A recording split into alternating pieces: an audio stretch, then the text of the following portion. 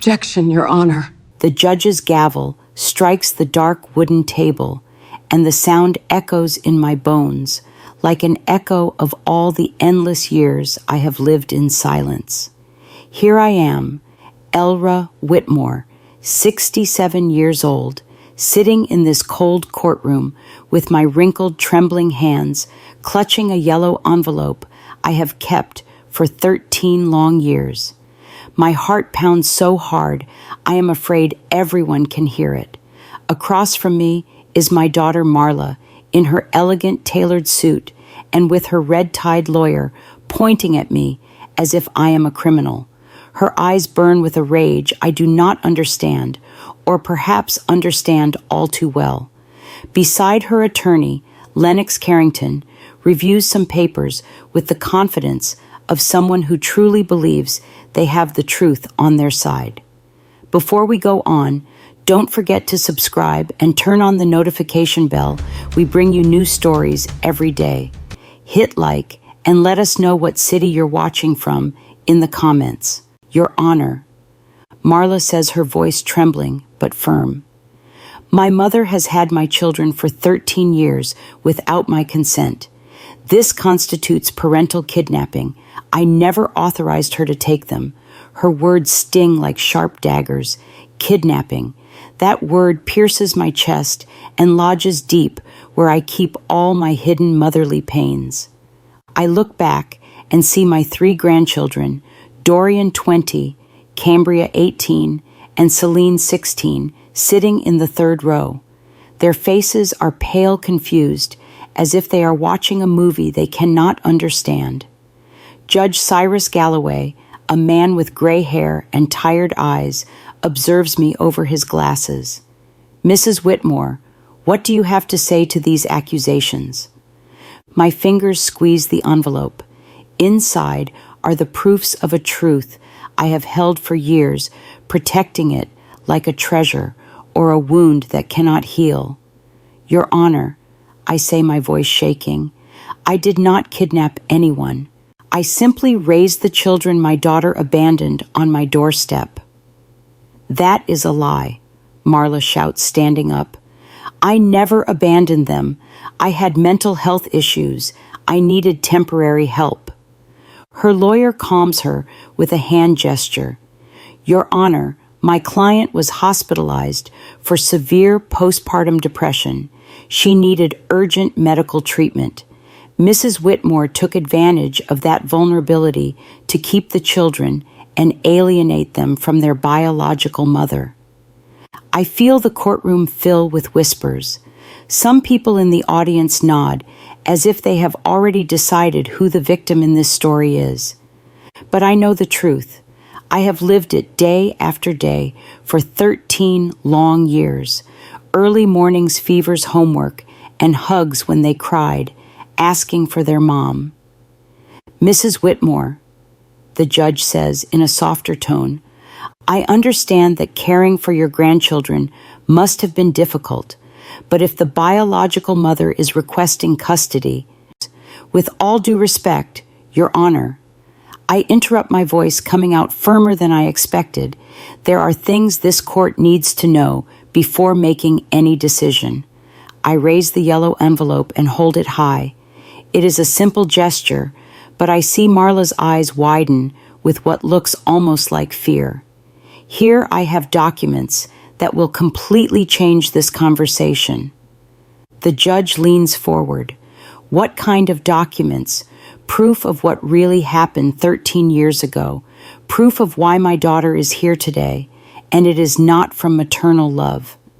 My voice trembles slightly, not from fear, but from an emotion I cannot name. Marla turns pale. Mom, please do not do this. Do what, daughter? Tell the truth. Attorney Lennox Carrington clears his throat. Your Honor, Mrs. Whitmore is trying to divert attention from the main issue. Documents from the past do not change the fact that my client has legal rights to her children. On the contrary, I say, looking directly into my daughter's eyes, these documents explain exactly why we are here today. They explain why, after 13 years of absolute silence, of not sending a single dollar for her children's expenses, of not even calling at Christmas, my daughter suddenly appears with a lawyer. The silence in the room is heavy, like the air before a storm. I can hear my heart pounding, the rustle of papers. The lawyer nervously shuffles the ragged breathing of my grandchildren behind me. The judge looks at me intently. Mrs. Whitmore, are you suggesting there are hidden motives in this lawsuit? I am not suggesting anything, Your Honor. I am stating that there are. My eyes meet Marla's, and I see in them the same expression she had as a child when I caught her in mischief. And it is all documented here.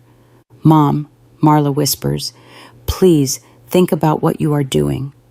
I have had 13 years to think, I reply. 13 years of sleepless nights when Dorian had a fever. 13 years of school meetings where I was the only family member present. 13 years waiting for a call from you that never came. Judge Cyrus Galloway gently taps his gavel. Mrs. Whitmore, are you willing to present these documents as evidence in this case? I look at the envelope in my hands. Inside are the letters Marla wrote to me, the photos I kept, the receipts I saved, and something else. Something even my grandchildren do not know I have.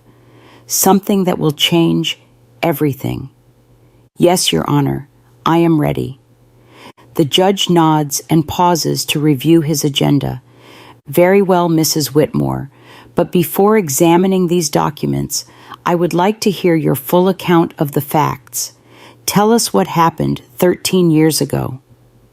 I close my eyes for a moment and transport myself back to that day that changed my life forever. It was a rainy Tuesday in October. I was in my small kitchen preparing chamomile tea to calm my nerves after a doctor's appointment where my arthritis had been confirmed to be worsening. Then I heard the knocks on the door. It was near noon. I begin feeling my voice soften with the memory. Marla appeared at my door with the 3 children. Dorian was 7 years old, Cambria 5, and Celine barely 3. They were dirty, their clothes wrinkled, and the little ones were crying from hunger. I look over at my grandchildren. Dorian gives me a sad smile, as if remembering fragments of that day. Cambria's eyes are glassy, and Celine, my little Celine, hugs herself as she did when she was a scared child. My daughter entered my house like a hurricane. I continue. She carried a plastic bag with some of the children's clothes all jumbled together, nothing clean or folded. She told me, Mom, I need you to keep them for a while. It will only be a few weeks until I sort out my problems. Marla lowers her gaze. Her lawyer whispers something in her ear, but she does not respond. I know she remembers that day as clearly as I do. I asked her what problems if she needed financial help, if something had happened with the children's father. But she just kept repeating that she would be back soon. She gave each of them a quick kiss and left. The children ran to the window shouting, Mommy, Mommy. But she had already gotten into a taxi and was gone. The silence in the room is absolute. I can feel people's breathing slow deepen as if they are holding something in. That night, Dorian asked me when his mom was coming back. I told him soon. Celine cried because she wanted her teddy bear that had been left at Marla's house. Cambria, my sweet Cambria, helped me prepare dinner with her little hands, as if she understood that it was now my responsibility to keep everyone together. My voice breaks a little, and I take a sip of water from the glass the court officer offers me. Days passed, then weeks. I did not know where Marla lived because she had moved. I had no phone to reach her. The children asked about her every single day. Dorian started wetting the bed at night. Cambria stopped talking for almost a month. And Celine, my little Celine, developed a cough that would not go away. I watch Marla shift uncomfortably in her chair. Her hands tremble slightly as she fiddles with a ring on her finger. I decided to enroll them in the school near my house. I needed their documents, their birth certificates. I went to Marla's old address, and the neighbors told me she had left the apartment without paying 3 months of rent. The landlady handed me a box of things my daughter had left behind, including some of the children's papers. Judge Cyrus Galloway takes some notes. Did you try to report the situation to the authorities? Your Honor, I thought it was temporary. Marla had had problems before, but she had never completely abandoned her children. I believed she would return. Besides, what was I going to say? That my daughter had left her children with me and was not coming back. At that moment, there was no crime. It was a mother who had left her children with their grandmother. I pause and look directly at Marla, but months passed, then years. Dorian turned 8, and he asked if he could invite his mom to his party. I told him we would try to find her. Cambria started 1st grade, and when the teacher asked about her parents, she pointed to me and said, "This is my mom, Elra."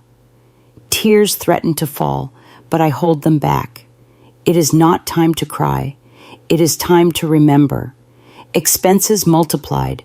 My pension barely covered me alone. And suddenly, I had to feed, clothe, and educate 3 children. I sold some jewelry I had saved. I took a job cleaning houses on weekends. A neighbor, Mrs. Alma Hensley, helped me by watching the little ones when I went to work. The judge looks up, hearing the name Hensley. "Any relation to me? She is my sister, Your Honor," I reply, "and she can testify about everything we went through during those first difficult years." Marla and her lawyer exchange worried glances. They had not expected this. When Celine turned 5, we had a serious crisis. She got pneumonia, and we had to hospitalize her. The doctors asked for health insurance, parental authorization, and documents I did not have. That was when I decided to go through the legal process to obtain temporary guardianship of the children. My voice grows firmer. I hired a lawyer with the few savings I had left. It cost me $800 I did not have, but it was absolutely necessary. The lawyer tried to locate Marla to notify her about the guardianship process. We even published notices in the newspaper as required by law. No one responded. "Did you obtain legal guardianship?" the judge asks. "Yes, Your Honor. 10 years ago, this very court granted me legal guardianship of my 3 grandchildren. I have all the documents. For 3 years, the law required us to continue searching for the biological mother. She never appeared, never called, never sent a single dollar." Marla stands up abruptly. "I was sick. I had depression. I could not take care of them in that state." "Please sit down," the judge orders firmly. Then he looks at me. "Continue, Mrs. Whitmore." The children grew up with me. Dorian graduated from high school with honors. Cambria won poetry contests. Celine learned to play guitar and formed a band at school. They went to therapy when they needed it. I took them to the doctor for vaccinations and to all their school events. I celebrated every birthday, every achievement, every important moment of their lives. I look at my grandchildren and see Dorian nod with tears in his eyes. I never lied to them about their mother. I always told them she loved them, but could not take care of them at that time. I showed them pictures of her when they were babies. I saved every drawing they made for her, hoping she would return. And they never had contact with her during all these years, the judge asks. "Not once, Your Honor, until 2 months ago, when she appeared at my door with her lawyer and a custody demand." The judge leans forward. 2 months, and what changed after 13 years of total absence? I smile slightly, because here comes the part Marla does not want known. I raise the yellow envelope. That answer, Your Honor, is in these documents. Judge Cyrus Galloway extends his hand toward me. Mrs. Whitmore, please approach and present the documents you mentioned.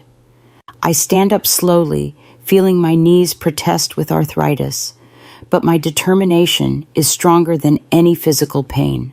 I walk toward the stand with the yellow envelope clutched tightly to my chest. I can hear Marla's nervous heels clicking against the wooden floor. Your Honor, Attorney Lennox Carrington says, standing up, I request that any document presented be examined by the defense before being admitted as evidence.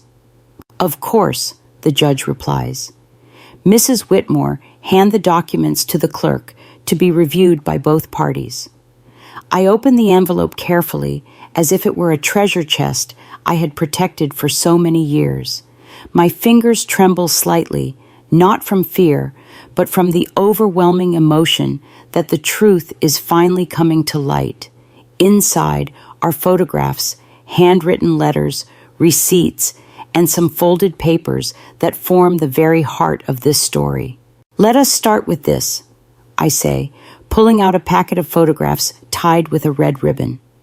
These are photos I took the day Marla left the children with me. The clerk takes the photographs and passes them to the judge, who examines them one by one. His expression gradually changes, becoming more serious, more intent. Describe what we see in these images, Mrs. Whitmore. The first photo shows Dorian in dirty, torn clothes. You can see his shoes have holes in the soles. The second is of Cambria, who had dried food marks on her face and tangled hair. The third is of Celine, my little Celine, who was wearing a diaper that clearly had not been changed in hours.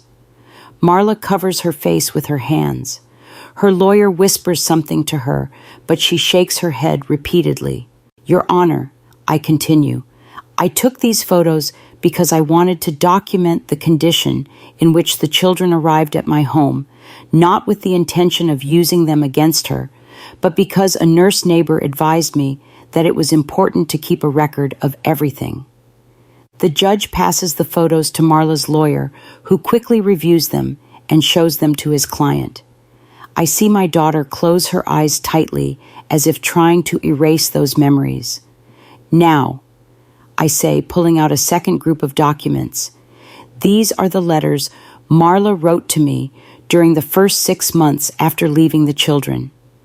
The judge takes the letters and immediately notices the handwritten script.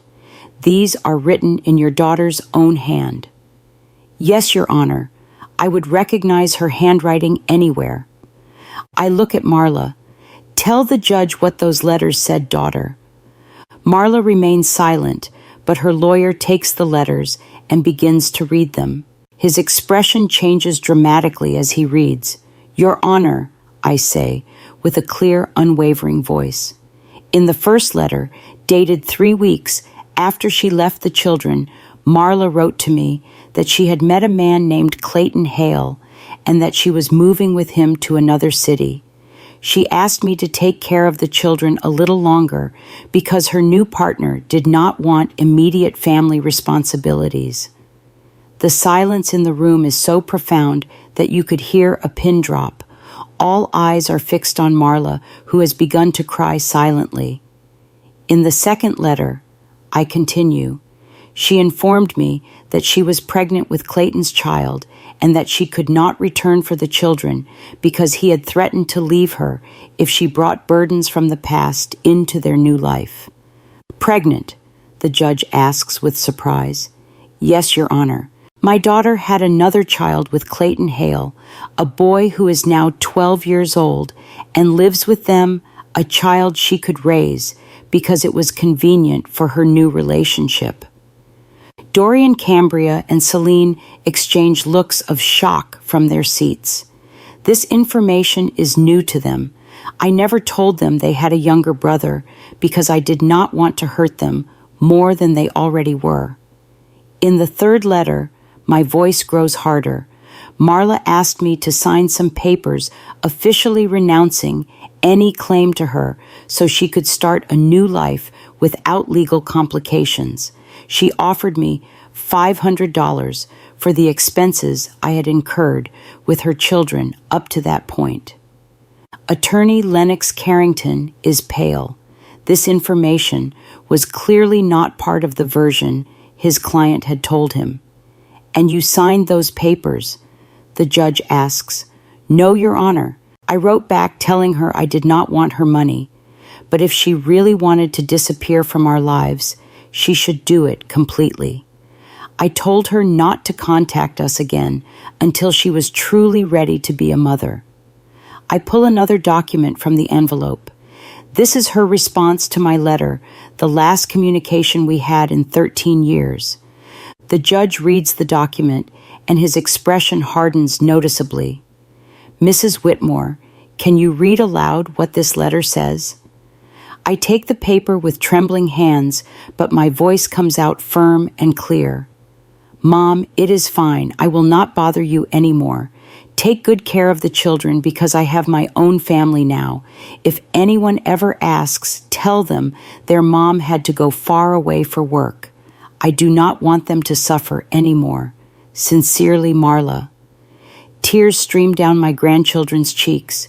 Dorian rises from his seat as if to approach me, but Cambria stops him, gently taking his arm. "Your Honor," I say, putting the letter away. For 13 years, I respected that decision. I never looked for my daughter. I never tried to contact her. I raised her children with love, with the few resources I had, hoping that someday she would mature and return for the right reasons. "And why do you believe she has returned now?" the judge asks. I smile sadly as I pull the last document from the envelope. "Because 3 months ago, Your Honor, my brother, Eldon Whitmore, Marla's uncle, who lived in Texas and had no children, passed away." The judge leans forward with renewed interest. "And what does that have to do with this case?" "My brother, Your Honor, left a significant inheritance to each of his grandchildren, $50,000 in total for Dorian, Cambria, and Celine respectively." Marla sobs louder, and her lawyer seems to be considering abandoning the case. "But the inheritance," I continue with a firm, steady voice, "can only be claimed by the children if they are under the custody of a direct relative, meaning their mother or their grandmother. And I, as their current legal guardian, had already initiated the procedures for them to access that money when they came of age." The judge looks at me intently. "Are you suggesting that Mrs. Marla Whitmore returned solely to gain access to her children's inheritance?" I pull the final paper from the envelope. It is a copy of a legal document that was very difficult to obtain. "Your Honor, this is a private report I commissioned about my daughter's activities in recent months. It shows that exactly 2.5 months ago, she hired the services of attorney Lennox Carrington and began investigating my brother's inheritance." Marla's lawyer stands up abruptly. "Objection. That investigation is private and illegal." "It is completely legal," I reply calmly. "I hired a licensed private investigator after my daughter suddenly appeared at my door with legal threats. I had every right to protect my grandchildren." The judge taps his gavel. "Order in the court." He looks at me with an expression that mixes respect and curiosity. "Mrs. Whitmore, is there anything else in that envelope the court should know?" I look at the envelope, which now feels much lighter, but I know it still holds the most important secret of all. "Yes, Your Honor, there is something else, something even my grandchildren do not know yet." Judge Cyrus Galloway adjusts his glasses and looks at me with an intensity he had not shown before. "Mrs. Whitmore, what else does that envelope contain that you consider relevant to this case?" My fingers search for the last document hidden at the bottom of the yellow envelope. It is a sheet folded several times, yellowed with time, but containing the most important words of this story. However, before revealing it, I know there is something I must do. Your Honor, before showing this last document, I would like the court to hear directly from my grandchildren. I believe it is only fair that they express their own opinion about this situation. Marla sits up in her seat with hope in her eyes. Her lawyer, Lennox Carrington, nods quickly. Your Honor, my client agrees. The minors have the right to express their preferences. The judge considers the request. Very well, Dorian Whitmore. Please approach the stand. My eldest grandson rises slowly. At 20 years old, Dorian is a tall, slender young man with his grandfather's intelligent eyes and the sensitivity he inherited from our family. He walks to the stand with measured steps, as if each movement requires conscious decision. Dorian, the judge says in a gentle voice, I understand this situation must be very difficult for you. I want you to know that you can speak freely. Do you remember your biological mother? Dorian swallows and glances briefly at Marla before answering. Yes, Your Honor, I have some vague memories. I remember there was a lot of confusion at home. I remember that sometimes there was not food, and that my grandma Elra would show up with bags from the grocery store. I remember the day we arrived at her house, and she bathed us, gave us clean clothes, and made us chicken soup. And how do you feel about your mother's absence during these years? Dorian closes his eyes for a moment. Your Honor, for a long time I was angry. I did not understand why my mom did not come back. My school friends had parents who picked them up, who went to their soccer games, who helped them with homework. I had my grandma Elra, who worked 2 jobs to support us and still never missed a single school meeting. I watch Marla cry silently, but Dorian continues with a maturity that breaks my heart. When I turned 15, I stopped being angry. I understood that my grandma had sacrificed her peace of mind, her health, and her savings for us. I understood that she had no obligation to raise us, but she did it because she truly loves us. If you ever felt abandoned by someone you loved, but found unexpected strength in another family member, comment number 1 below to share your story, your emotions, and how you overcame those difficult moments. And now that your biological mother has returned requesting custody, how do you feel? Dorian looks directly at Marla. Mom, if I can call you that, I am glad to know you are doing well. I am glad to know you were able to overcome your problems, but I cannot pretend these 13 years did not happen. I cannot pretend it does not hurt to know you formed another family while we grew up wondering what we had done wrong. The silence in the room is absolute. Marla sobs louder. Where would you like to live, Dorian? The judge asks. Your Honor, I am already of legal age. I can legally make my own decisions. But if my answer can help protect my younger sisters, then the answer is clear. I want to stay with my grandma Elra.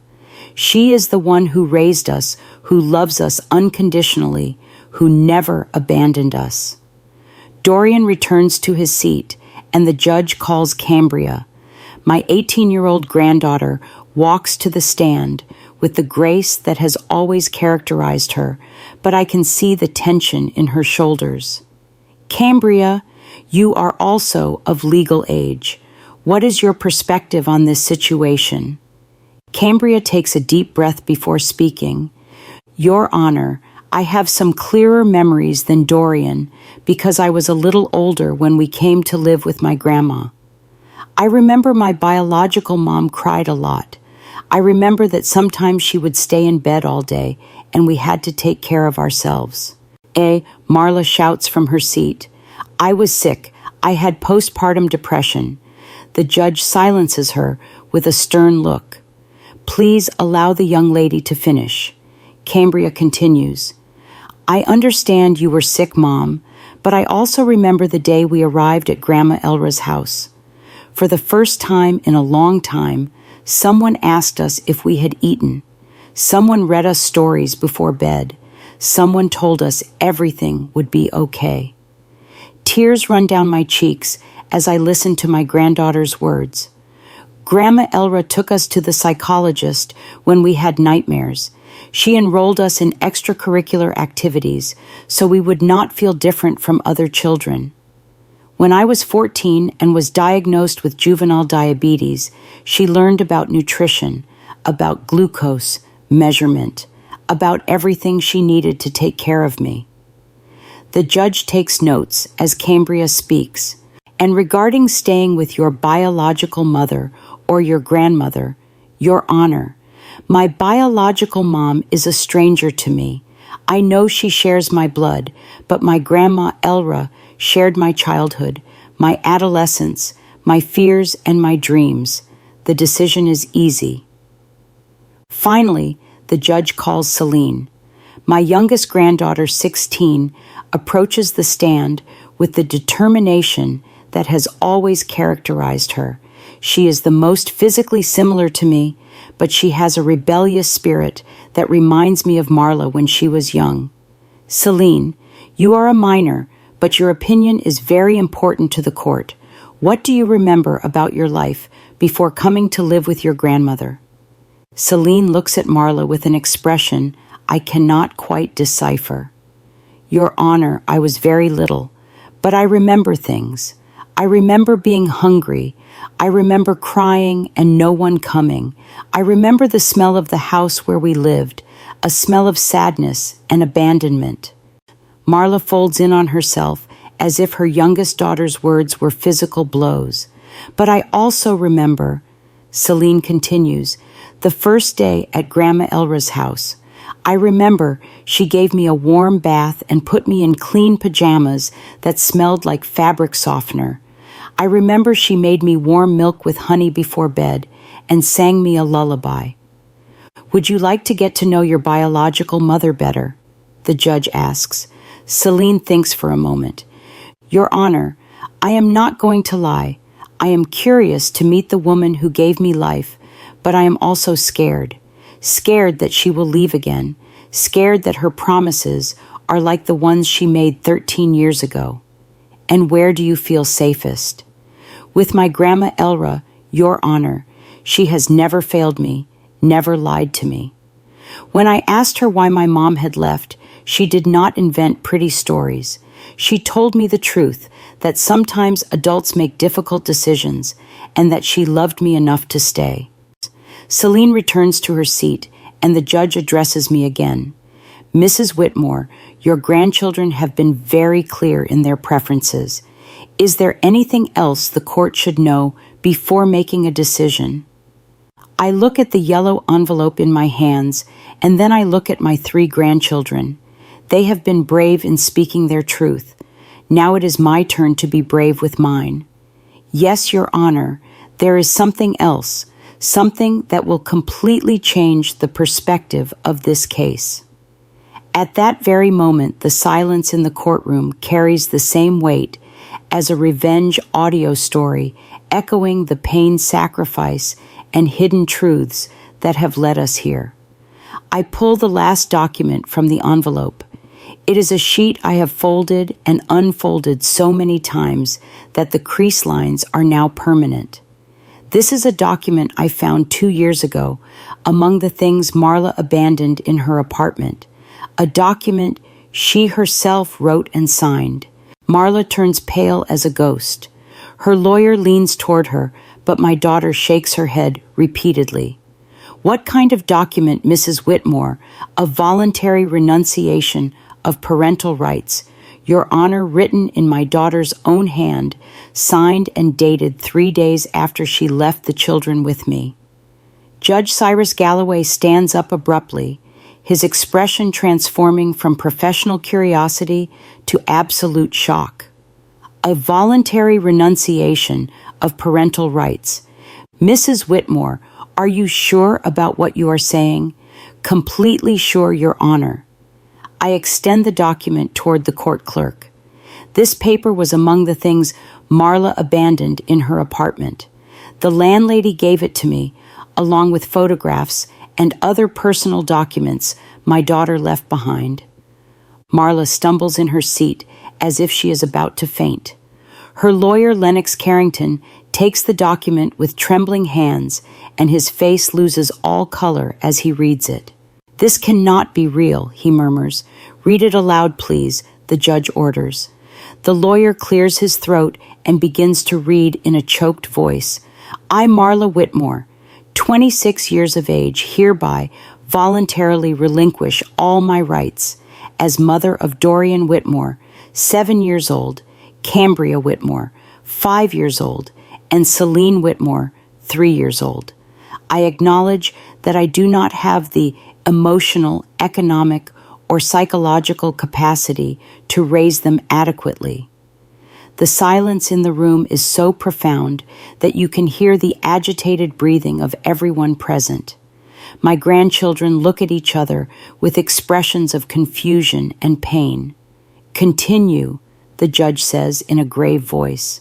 "I fully authorize my mother, Elra Whitmore, to make all legal, medical, and educational decisions related to my children.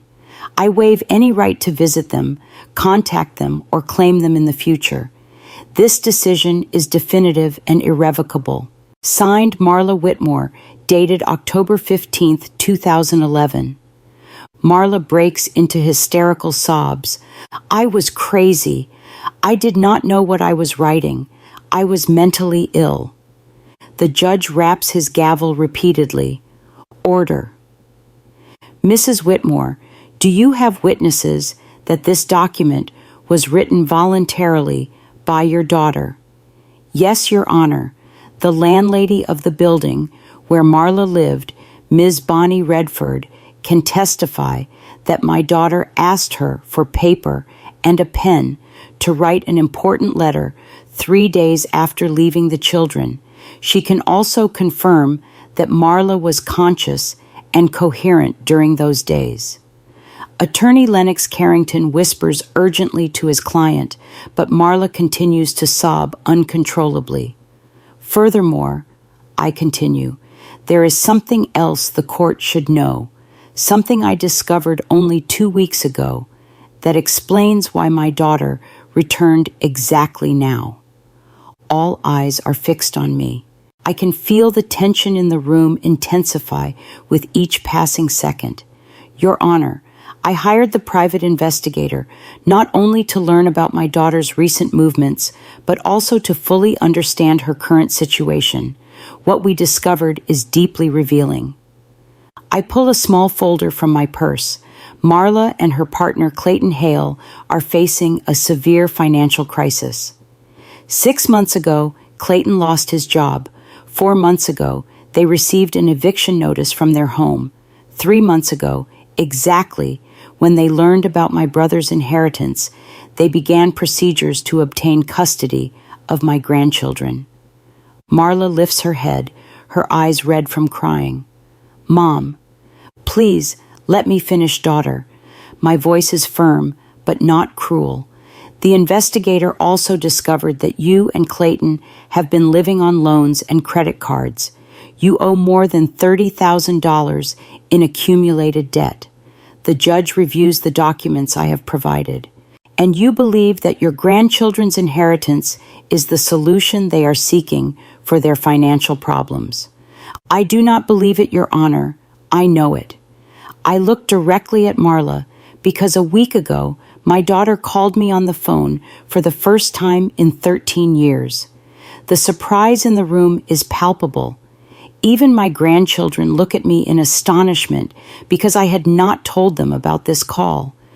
"And what did she say in that call?" the judge asks. "She told me she had matured, that she had overcome her problems, and that she wanted to get her children back.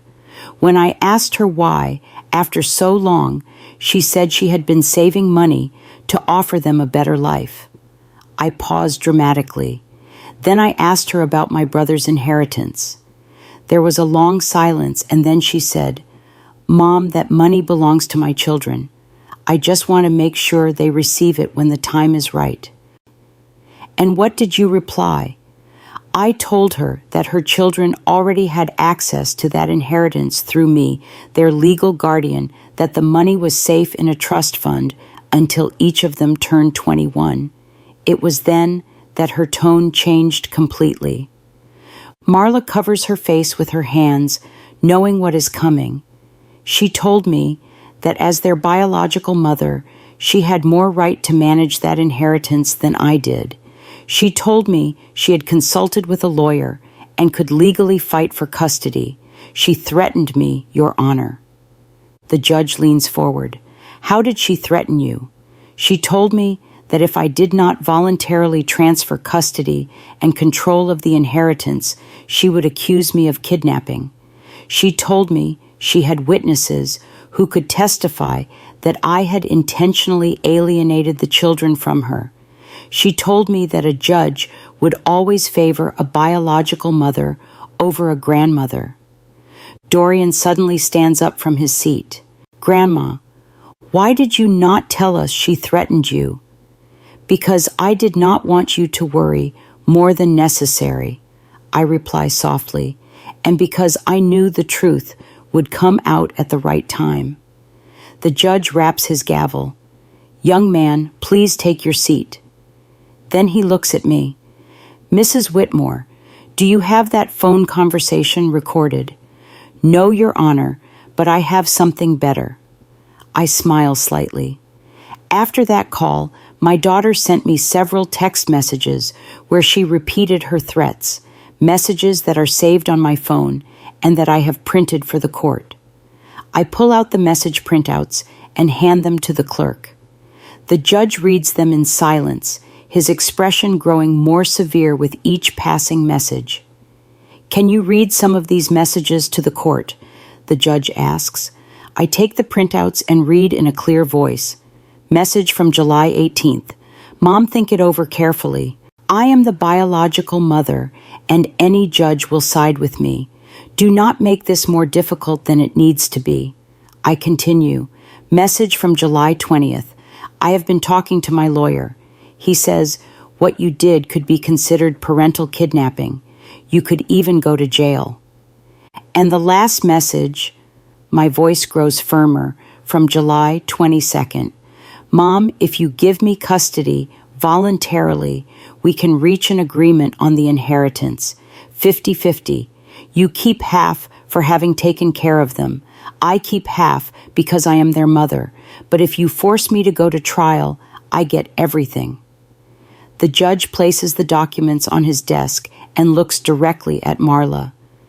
"Mrs. Whitmore, do you confirm that you sent these messages?" Marla sobs, unable to articulate a single word. Her lawyer looks completely defeated. "Your Honor," I say softly, "I want to make it clear that I am not seeking revenge against my daughter. I understand that she went through difficult times when she was young. I understand that early motherhood and mental health problems can lead to desperate decisions." I look at Marla with sadness, but also with determination. "But what I cannot accept is that after 13 years of total absence, after having formally relinquished her rights as a mother, after having formed a new family and completely forgotten about these children, she now returns only because money is involved." "What do you request from the court?" the judge asks. "That my permanent legal guardianship over my minor grandchildren be confirmed, that my daughter's custody demand be completely rejected, and that a restraining order be issued preventing Marla from approaching the children unless they, when they are of legal age, voluntarily decide to have contact with her." Marla shouts from her seat, "You cannot take my children away from me forever." Jane. I turn to her with an expression that mixes pain and firmness. "Daughter, you yourself gave them up 13 years ago. I am not taking anything from you. I am just protecting what you abandoned." The judge declares a 30-minute recess to review all the documentation presented. The courtroom partially empties, but I remain seated in my place, holding my purse against my chest, as if it were a protective shield. My grandchildren approach me, surrounding me, with their arms in a silent embrace that speaks more than 1,000 words. "Grandma," Celine whispers, "why did you never tell us she had given us up in writing?" "Because I wanted you to have the opportunity to form your own opinion about your mother when you were old enough to understand." I reply, stroking her hair gently, "I did not want you to grow up with hatred in your hearts." Dorian squeezes my hand. "But you lied to us all these years when you told us maybe she would come back." "I did not lie, my love. There was always the possibility that she would mature and return for the right reasons. I held on to that hope for such a long time." I look to where Marla is sitting with her lawyer, talking in desperate whispers. "But when she called me a week ago, I knew immediately that she had not returned for you. She had returned for the money." Cambria sits next to me. "What is going to happen now, Grandma?" "I do not know, my child, but I know we have told the truth, and that is all we can do." During the recess, I watch Marla slowly approach us. Her lawyer tries to stop her, but she ignores him. She walks with hesitant steps, as if each foot were a mountain to climb. "Mom," she says with a broken voice, "can we talk privately?" She begins, and her voice trembles like when she was a child and had done something wrong. "I know I made terrible mistakes, but I have changed. I have really changed." "Have you changed, Marla, or do you just need money?" My question is direct, but not cruel. After so many years, I have earned the right to brutal honesty. She lowers her gaze. "Both are true. Yes, I need the money, but I have also missed my children all these years." "You have missed them." My voice rises slightly. "Marla, you had 13 years to miss them. 13 years to call, to write, to send a postcard at Christmas. 13 years to ask how they were, if they needed anything, if they remembered you." "I was scared," she whispers. "I was scared they would hate me for abandoning them." "Then why now? Why, after 13 years of fear, do you suddenly have the courage to fight for them in court?" Marla leans against the window, as if needing physical support to continue the conversation. "Because Clayton told me that if I did not try to get my children and their inheritance back, he would leave me. He told me he could not stay with a woman who had given away $50,000. The brutal honesty of her confession catches me off guard. For a moment, I see the scared girl she once was, caught between impossible decisions. "Then you have not changed at all," I say with deep sadness. 13 years ago, you made a decision based on what a man demanded of you. Today, you are here for the same reason. It is not that simple." Her voice rises, but she immediately looks around to make sure no one hears us. "Mom, you do not understand the pressure I have lived under. Clayton has supported me all these years. Without him, I have nothing. I do not have a job. I do not have my own home. I do not have savings." "And what about your other child, the child you could raise because it was convenient for your relationship?" Marla stumbles as if I had slapped her. "Micah is different. He was born within my marriage to Clayton. He was part of our plans. Dorian, Cambria, and Celine were also your children, Marla. They also deserved unconditional love. But I could not give them that." She explodes, tears streaming down her face. "I was a kid when I had them. I did not know how to be a mother. Every time Dorian cried, I cried too. Every time Cambria had nightmares, I had panic attacks. I could not handle them." For the first time in this long conversation, I feel a pang of compassion for my daughter. "Then why did you not ask me for help at that time? Why did you not come to me and say, Mom, I cannot do this alone. Because I was afraid you would judge me. I was afraid you would think I was a bad mother. Marla, my voice softens. I would have helped you. We would have found a way to raise them together. But you chose to run away. You chose to abandon them completely. I know, she sobs. I know. And I have lived with that guilt all these years. But Mom, now I can offer them something better. With the inheritance, I can give them a life I could never give them before. With the inheritance, Marla, are you listening to me? It is not about the money. It is about 13 years of absence. It is about you writing a renunciation of parental rights. It is about you forming another family and completely forgetting about them. Marla straightens up, and for a moment I see a flicker of the determination that once characterized her when she was young. Mom, legally, I am still their biological mother. That paper I wrote was not notarized. It was not presented before a judge. Technically, it does not have full legal validity. And there it is. The true Marla emerges again, calculating and manipulative. So this was never about getting your children back. This is about winning a legal case to access the money. It is about both things, she insists. Mom, we can reach an agreement. I will take the children, but you can visit them whenever you want. We can share the responsibility of raising them. And about the inheritance, we can divide it fairly. You have spent money on them all these years. It is fair that you receive compensation.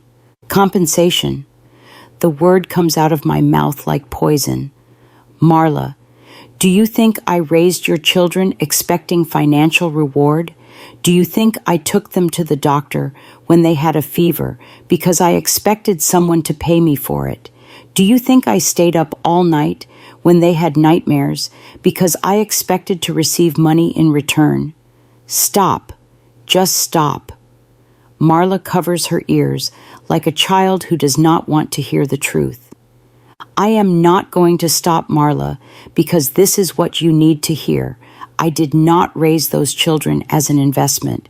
I raised them because I love them, because they are my blood, because when you abandoned them, someone had to love them unconditionally. Marla lowers her hands and looks at me with an expression I had not seen in years. It is the same look she had as a teenager when she realized she had made a serious mistake. Mom, she says in a very small voice, what do I have to do for you to forgive me? The question catches me off guard. For years, I had imagined this moment. I had thought about what I would tell her if she ever asked for forgiveness. But now that I am here, the words do not come easily. Marla, forgiveness is not something you negotiate. It is not something you get in exchange for doing the right things.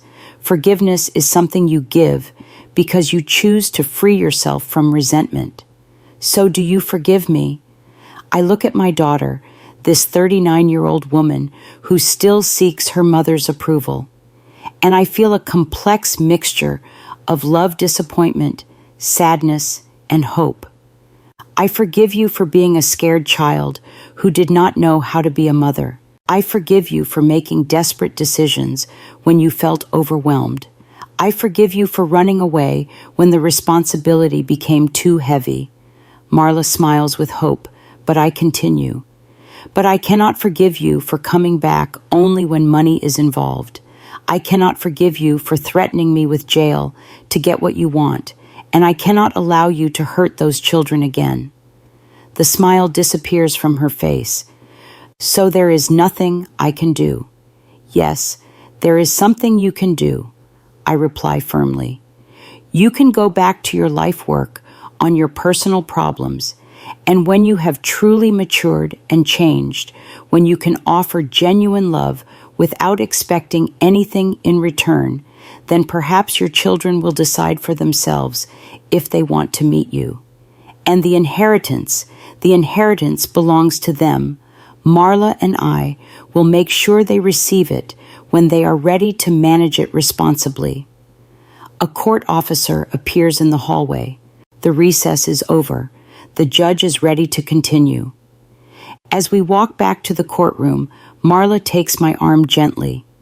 "Mom, one last question. If I withdraw the lawsuit now, would you allow me to see the children occasionally for supervised visits?" I stop and look directly into her eyes. "That decision is not up to me, Marla. It is up to them. If they want to meet you, I will respect their decision, but I will not pressure them to do so." We enter the courtroom where the judge is waiting for us, and I know that the next few minutes will determine the future of my family. Judge Cyrus Galloway takes his place on the bench, and the courtroom fills again with palpable attention. Marla and her lawyer, Lennox Carrington, return to their table, but I can tell something has changed in her posture. She is more slumped, smaller, as if the conversation in the hallway had drained all her fighting energy. "Ladies and gentlemen," the judge begins in a solemn voice, "I have had time to review all the documentation presented, and I must say that this case presents very disturbing elements that go beyond a simple custody dispute." He looks directly at Marla. "Mrs. Whitmore, after examining the renunciation of parental rights written in your own hand, the text messages where you threaten your mother, and the documented history of abandonment for 13 years, I have some very serious questions to ask you." Marla stands up tremblingly, leaning on the table to maintain her balance. "Do you confirm that you voluntarily wrote the renunciation of parental rights dated October 15th, 2011? Your Honor, Attorney Lennox Carrington intervenes quickly. My client was going through a severe mental health crisis at that time. She cannot be held responsible for decisions made under those circumstances." "Attorney Carrington," the judge replies in a severe tone, "I have reviewed the medical reports you presented as evidence of your client's depression. The documents show that she was discharged from psychiatric treatment 2 months before writing that renunciation.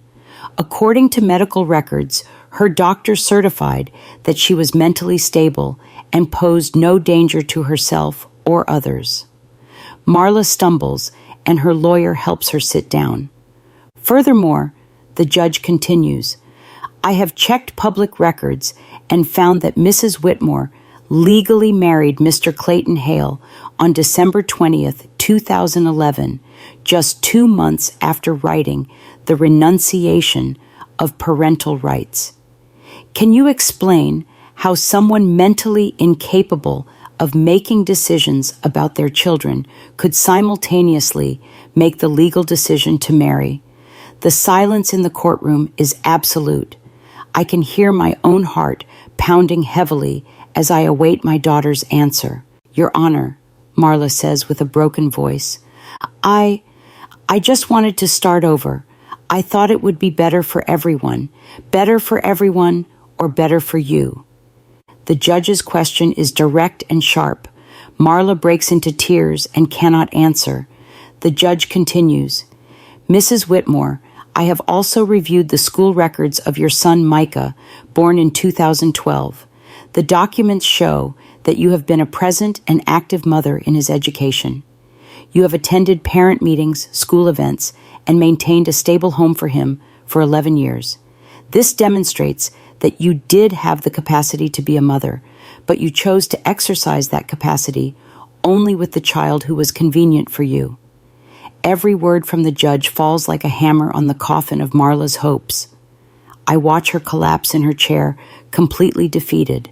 But most concerning of all, the judge says, raising the printed text messages, "Are these explicit threats you made to your mother?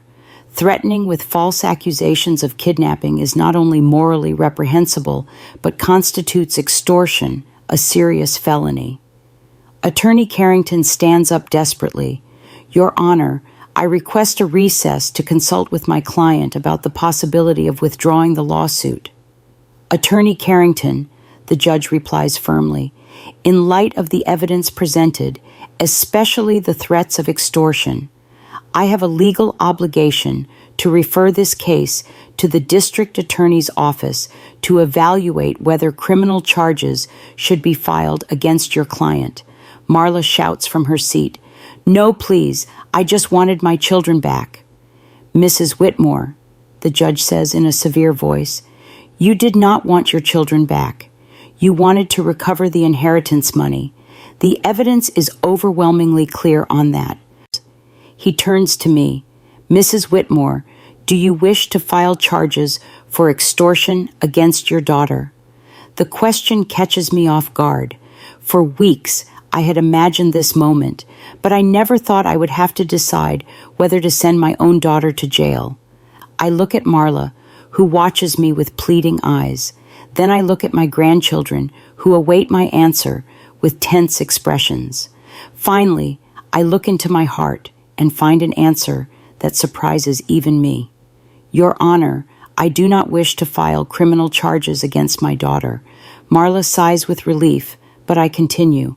"However, I do request a restraining order prohibiting her from contacting my grandchildren or me for a minimum period of 5 years, unless through a legal representative and with the prior approval of this court." The judge nods. "That seems like a reasonable request.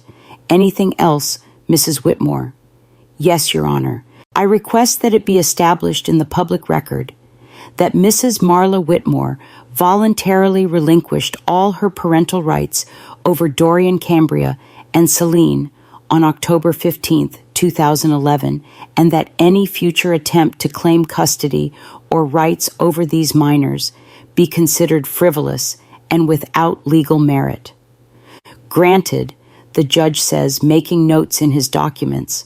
Marla stands up swaying. "Mom, please do not do this. Do not take my children away from me forever." I turn to her, and for the first time in this entire hearing, my voice comes out soft but unwavering. "Marla, I am not taking anything from you. You let them go 13 years ago. You wrote that renunciation. You chose to form another family and forget about them. I am just protecting what you abandoned.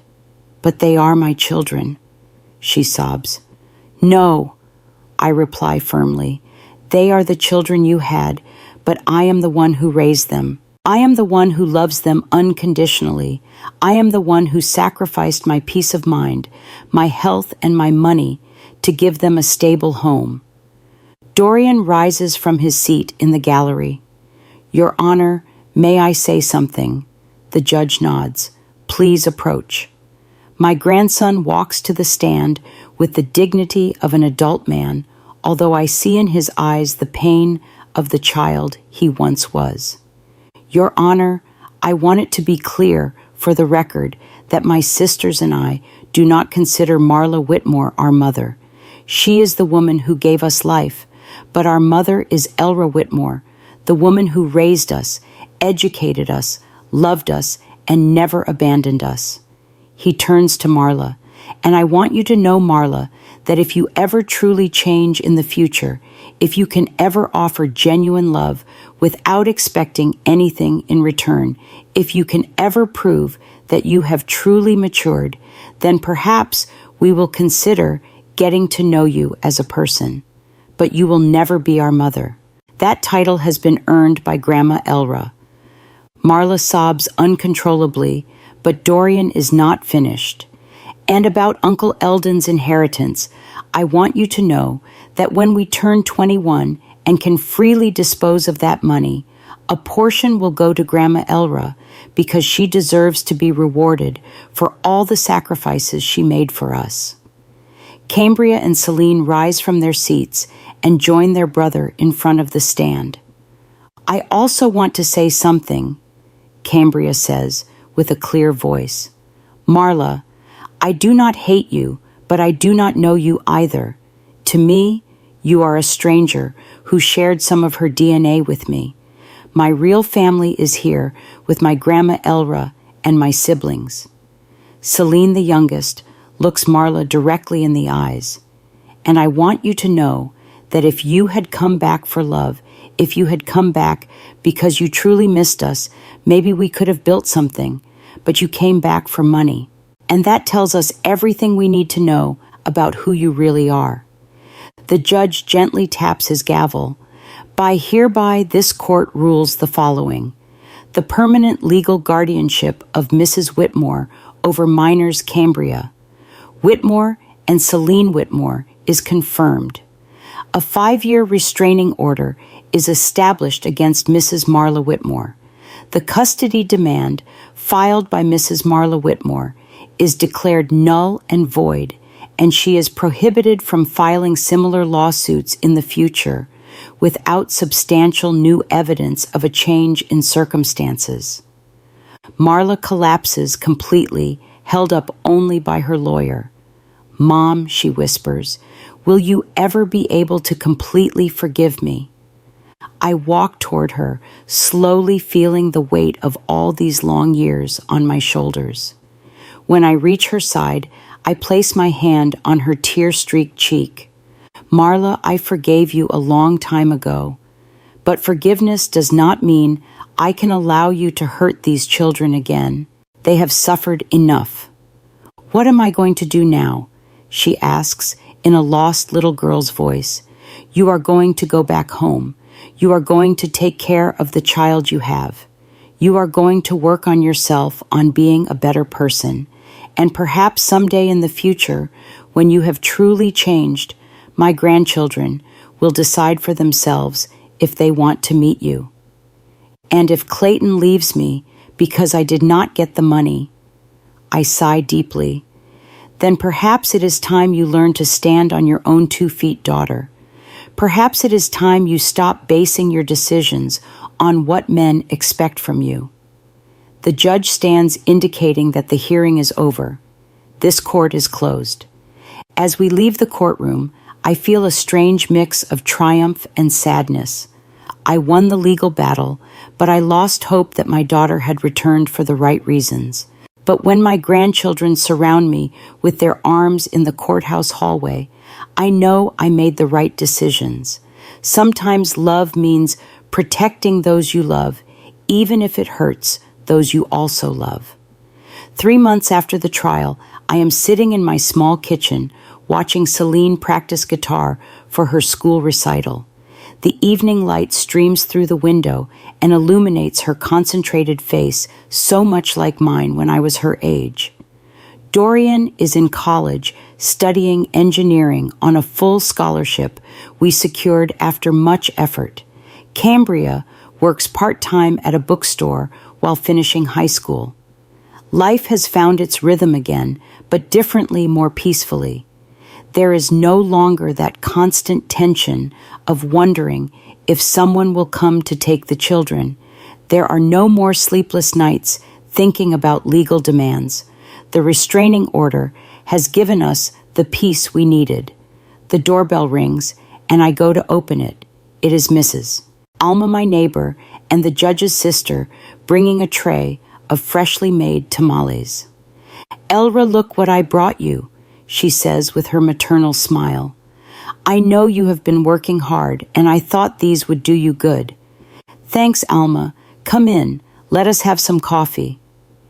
As we prepare the coffee, Alma looks at me with that expression I know so well. She has something to say, but she does not know how to begin. Just say it, Alma. I have known you for 40 years. It is about Marla, she says finally. My brother Cyrus told me she has been asking for information on how to appeal the decision. I feel a knot in my stomach, but I take a deep breath. And what did they tell her? That she has no legal grounds to appeal, that the renunciation of parental rights, she wrote, is valid, especially considering her subsequent behavior. But Elra, there is something else. Clayton left her last week. He took their son, Micah, and told her he could not stay with a woman who had lost $150,000 for being stupid. the news hits me like a slap. Despite everything Marla did to me, she is still my daughter, and it hurts to know she is suffering. Where is she living now? In a small apartment near downtown, she is working cleaning offices at night. Cyrus says she looks terrible, very thin, very sad. Celine stops playing guitar and approaches us. Are you talking about my biological mom? Yes, my love, I reply honestly. It seems she is going through a difficult time. Celine sits next to me. Do you feel bad for her, Grandma? The question takes me by surprise with its maturity. Yes, I feel bad. Despite everything that happened, she is still my daughter. I do not like knowing she is suffering. But that does not mean we did anything wrong by defending ourselves right. I smile and caress her hair. No, my love. Sometimes in life, we have to make difficult decisions. You can feel compassion for someone and at the same time protect yourself from them. Alma interrupts us gently. Elra, there is something else you should know. Marla has been asking about the children. She has not violated the restraining order, but she has been asking neighbors how they are, if they are doing well in school, if they need anything. Do you think she is planning something? I ask with concern. I do not know, but Cyrus wanted you to know, just in case. That night after Celine goes to sleep, I stay awake thinking about Marla. I imagine her alone in that small apartment, without her partner, without her son, without a stable job. I imagine her regret, her loneliness, her desperation. The next day, I make a decision that surprises even me. I go to the supermarket and buy a week's worth of food: rice, beans, chicken, vegetables, bread, milk. I pack it all into bags and drive to the address Alma had given me. The building is old and run down. I climb the stairs to the 3rd floor and knock on the door of apartment 3B. I hear slow footsteps and then Marla's voice through the door. Who is it? It is me, Marla, your mom. There is a long silence. Then the sound of bolts opening. The door opens and I see my daughter. Alma was right.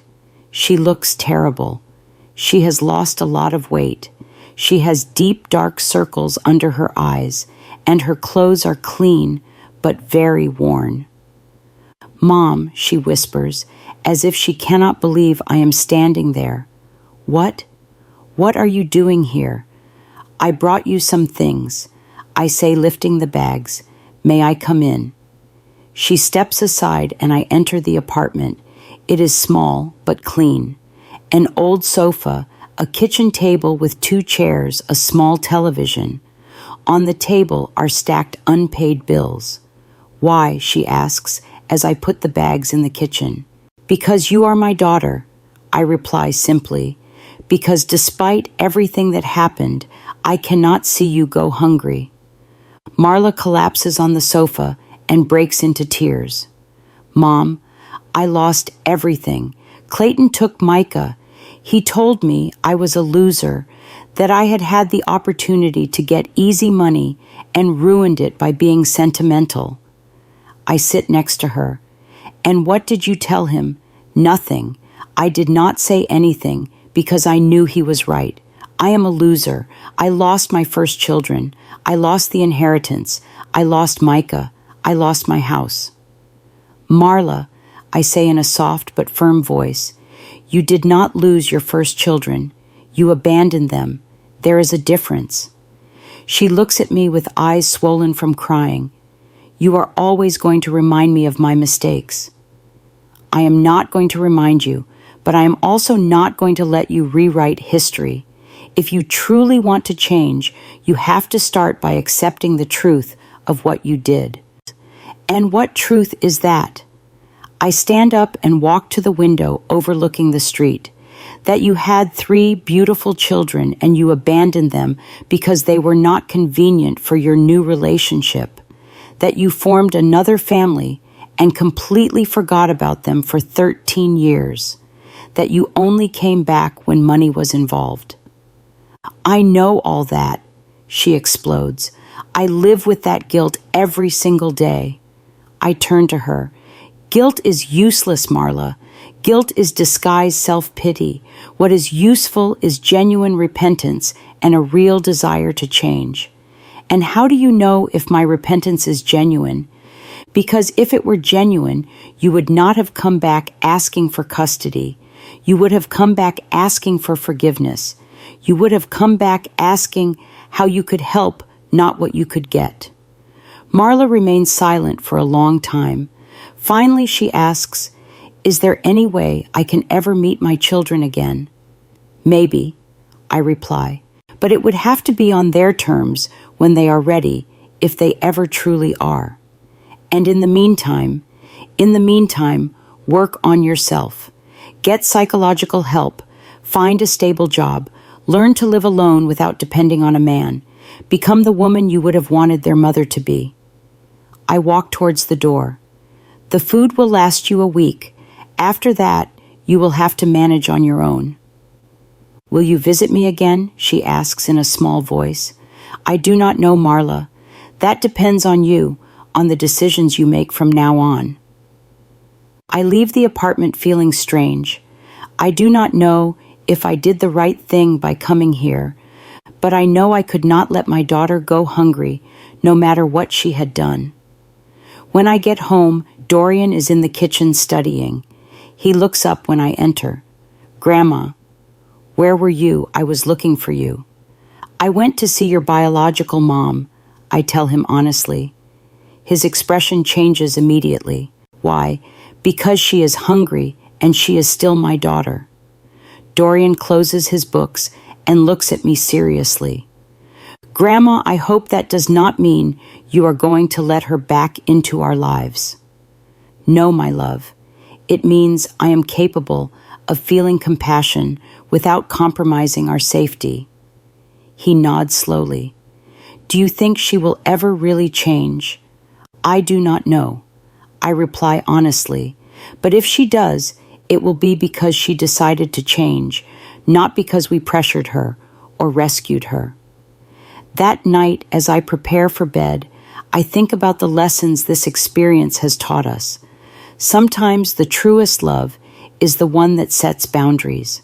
Sometimes protecting those you love means saying no to those you also love. And sometimes, just sometimes, justice is not revenge. Justice is simply allowing the natural consequences of someone's decisions to manifest while you choose love over resentment. 1 year after the trial, I am sitting in my garden watching the tomatoes I planted in spring grow. Dorian graduated with honors from college and got a job at an engineering firm. Cambria was accepted into college with a partial scholarship. Celine, now 17, leads her school's band. Uncle Eldon's inheritance remains untouched in their trust accounts, waiting for each of them to turn 21. But most importantly, my grandchildren have flourished without the constant shadow of fear of abandonment. Mrs. Alma arrives with news. "Elra, I have to tell you something about Marla." "What happened now?" I ask, mentally preparing myself. "She enrolled in psychological therapy.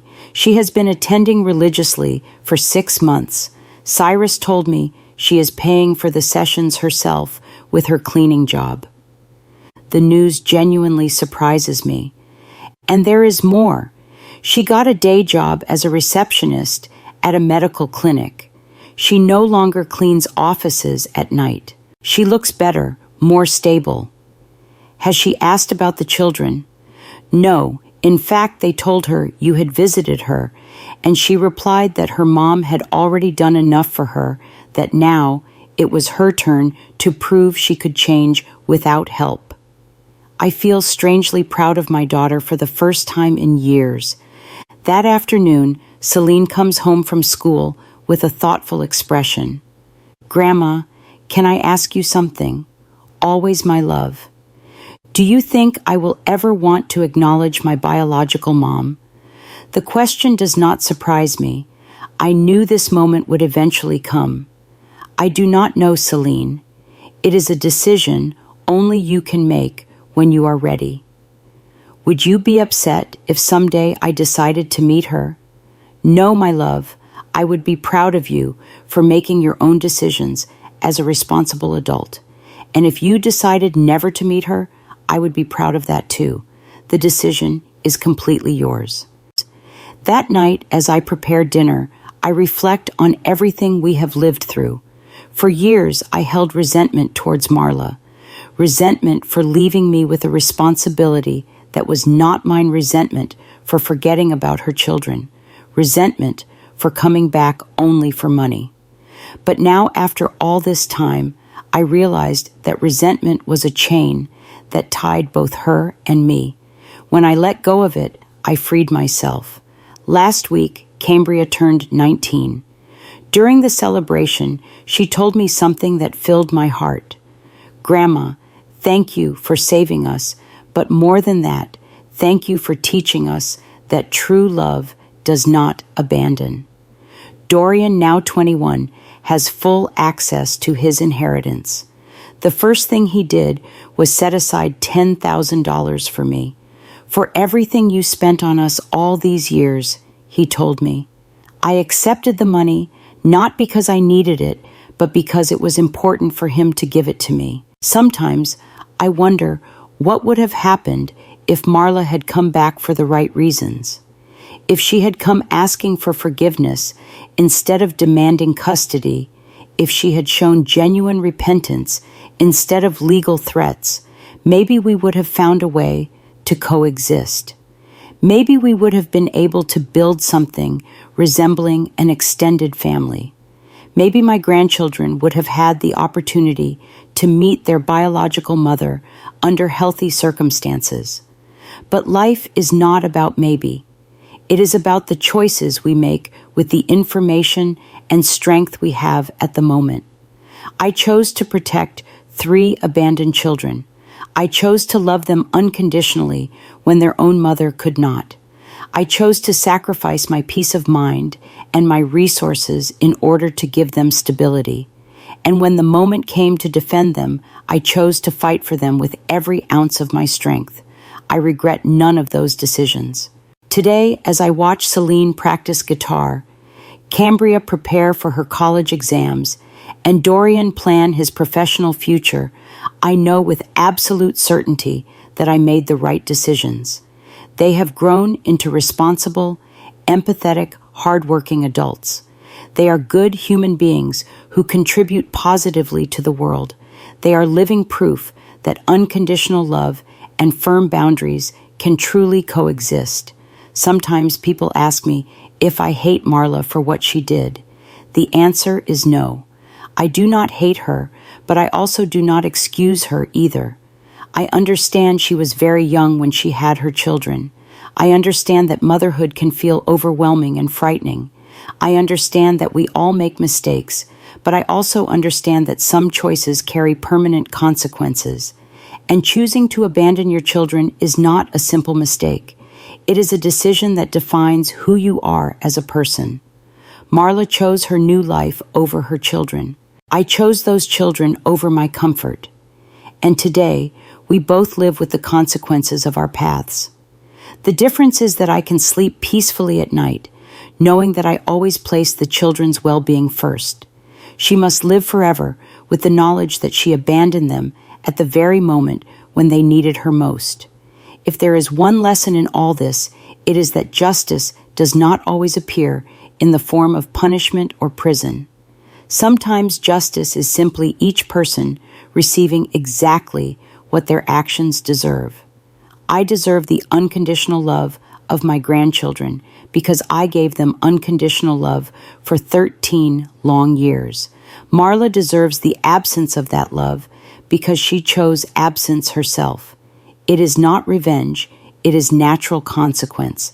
And perhaps if she has truly changed, if she is sincerely working on herself someday, my grandchildren may decide to give her a chance. But it will always be their decision on their own terms when they are ready. In the meantime, I will continue to be what I have always been, their grandmother, their protector, their safe home, their source of unconditional love. Because that is how true love works. It does not abandon. It does not negotiate. It does not set conditions.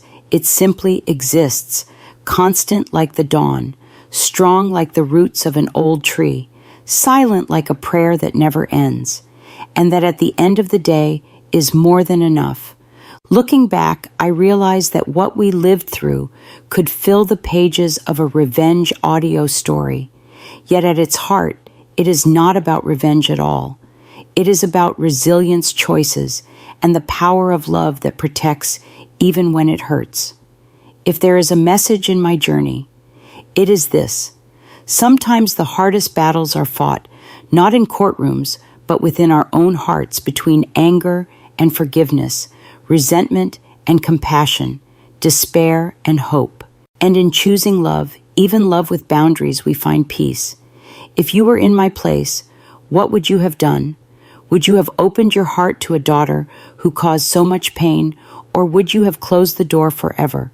Share your thoughts and your own experiences in the comments. I truly want to listen and learn from you. If you found meaning in this story, please give it a like, share it with someone who may need to hear it, and subscribe to the channel. Do not forget to turn on the notification bell so you will not miss the many new stories we are preparing. On the screen, you will also see another story that I deeply value and want to share with you. It carries lessons that complement this one. I encourage you to watch it next. Thank you for your kind support and for being here with me. Until we meet again in the next story, I send you my respect, my gratitude, and my love.